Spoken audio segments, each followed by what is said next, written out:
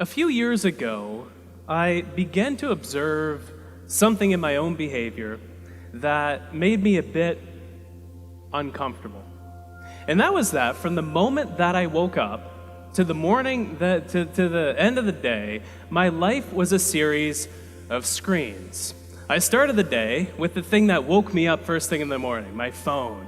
And so I sat there in bed watching various cooking videos on Instagram and bouncing around between a bunch of different applications. But then it was time to get out of bed and cook breakfast. And so the thing that I focused then on, in addition to the omelet in the pan, was the iPad that was right next to the oven. And then it was time to do some work. And so I went to a different screen, which was attached to another screen itself, all the while this little devil on my wrist was tapping and beeping and blooping and distracting me as I was trying to get important stuff done. But there was one particular offender out of all of these different devices that I wasted more time on than anything else. That was this dastardly thing, my phone. I could spend hours on this thing every single day. And so I decided to essentially, for all intents and purposes, get rid of the thing for a month. As an experiment, I thought I'm gonna live on this thing for just 30 minutes every single day at a maximum. And so this is the amount of time I have for maps. This is the amount of time to call my mother. This is the amount of time that I have for everything that I could possibly want to do, to listen to music, to listen to podcasts. And I observed what happened during this time. It took about a week to adjust downward into a new, lower level of stimulation. But once I did, I noticed that three curious things began to happen. First, my attention span grew. It was like I could focus on things not effortlessly, but with much more ease than I could before this experiment started. In addition to this, though, as I was going about the world, and especially when my mind wandered a bit, I had more ideas that my mind arrived at. And on top of this, I had more plans and thoughts about the future. Getting rid of one simple device led to these three effects. How does technology influence our attention and our ability to focus? I want to start with the attention spans that we have. This is how we pay attention to the world around us and how much control we have over our focus. The research around this particular area is fascinating. It turns out that when we do work in front of a computer, especially when our phone is nearby, we focus on one thing for just 40 seconds before we switch to doing something else. And when we have things like Slack open as we're doing some work, this lowers to 35 seconds. But the reason that this is the case is not what we might think after looking at the research. We think the problem is that our brains are distracted. But after looking at the research, this is what I've come to know as a symptom for the deeper problem, which runs much more deeply. It's the root cause of this distraction. It's not that we're distracted, it's that our brains are overstimulated. It's that we crave distraction in the first place. Our brains love these tiny little nuggets of information and social media and email and these things that we do over the course of the day. There's even a mechanism in our mind called the novelty bias, by which our mind rewards us with a hit of dopamine, one of those wonderful pleasure chemicals, the same one that we get when we eat and order a whole medium pizza from Domino's, the same one that we get when we make love. We get that same stimulation when we check Facebook. We get this dopamine coursing through our mind, and so we not only crave distraction, but our mind rewards us for seeking out and finding distraction in the first place. So this is the state of our minds today. We're at this hyper-stimulated state where we bounce around between these bunch of different objects of attention that are very, very stimulating for our mind. And so I thought, okay, if the phone had this impact on my attention span, what if I lowered how stimulated I was even more still?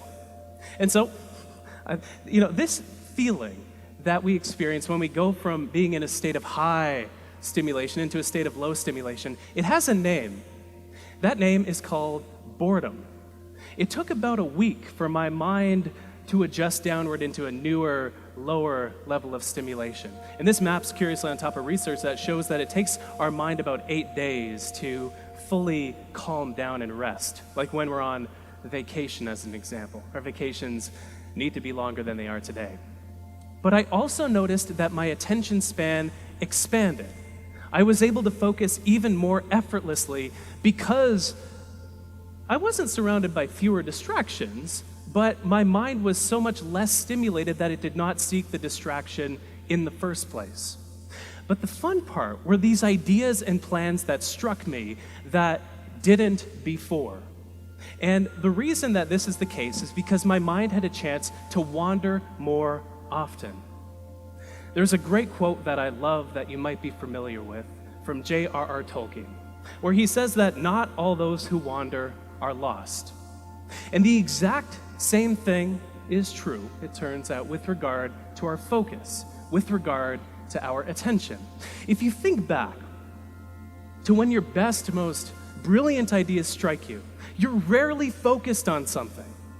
Maybe this morning you were taking a shower, or maybe some morning in the past, and then your mind had a chance to connect several of the constellations of ideas that were swirling around in your mind to create an idea that would never have materialized otherwise if you were focused on something else, on your phone, for example. This is a mode, especially when we do this deliberately, when we deliberately let our mind wander. I call this mode scatter focus. And the research shows that it lets our mind come up with ideas. It lets our mind plan because of where our mind wanders to. This is fascinating. It turns out that when we just let our attention rest, it goes to 3 main places.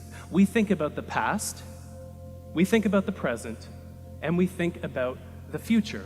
But we think about the past less than we might think. Only about 12% of the time, and often the time we're recalling ideas in these thought-wandering episodes. But the present, which is a much more productive place to wander, we wander to think about the present 28% of the time. And so this is, it's something as simple as you're typing up an email and you can't find a way to phrase something because it's very delicate, maybe it's political. You go and walk to another room, you go to another room of the house, of the office, and the solution hits you because your mind had a chance to approach it and prod at that problem from different directions. But here's the thing. Our minds wander to think about the future more than the past and the present combined. Whenever our mind is wandering, we think about the future 48% of the time. This is why when we're taking a shower, we plan out our entire day, even though it hasn't started yet. Right? This is called our mind's prospective bias, and it occurs when our mind wanders. If you're good with math, or maths, I should say, not in Canada anymore, these numbers don't add up to 100. It's because the rest of the time our mind is dull, it's blank, or it doesn't have an idea inside of it that is rooted in time. But whatever it is for you that lets your mind wander, something that's simple, something that doesn't consume your full attention. Mine happens to be something that is not necessarily stereotypic of my age and gender demographic, but I love to knit. Knitting is one of my favorite hobbies. I knit in planes, I knit on trains, I knit in hotel rooms. I was knitting in the hotel room before this event today because it helps calm you down, it helps settle your nerves. And I come up with so many ideas when I knit. I have a notepad next to me. But whatever it is for you, it might be taking that extra long shower. It might be taking a bath, upgrading your shower to a bath so you can soak not just with your body, but with your ideas as well. Could be simple. If you're at work, walking from one room to another in the office. Very simple change, but if you don't use your phone during that walk, your mind will go to the meeting that you're about to attend. It'll go to the call that you were just on. It'll wander to the ideas that are circulating, and it'll make you more creative in this way. It could be something as simple as waiting in line and just I don't know, waiting in line. It could be getting a massage. Whatever it is that lets your mind, well, I love this picture so much. Whatever you love doing, here's a pro tip. Ask your masseuse to let you have a notepad in the session, because ideas always come to you and you're always incubating things, and so capture them so you can act upon them later. I have a challenge for you. It's a 2-week challenge, but it's a challenge to make your mind a bit less stimulated and simply notice what happens to your attention. How many ideas do you get? How does your focus change? How many plans do you make?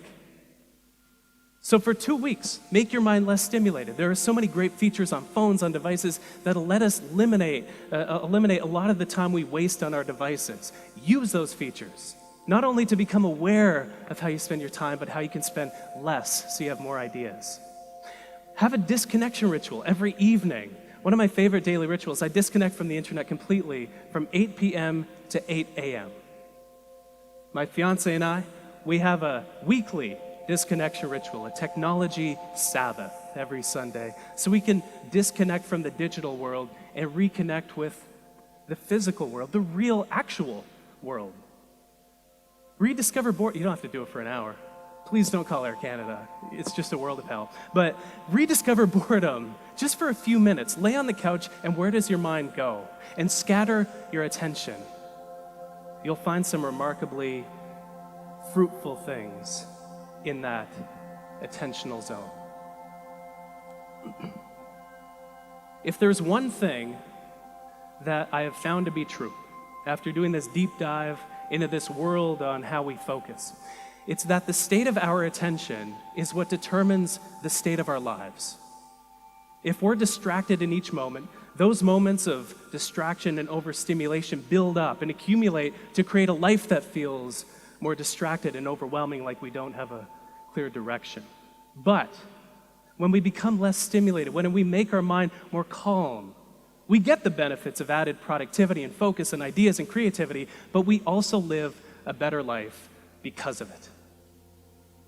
Thank you so much.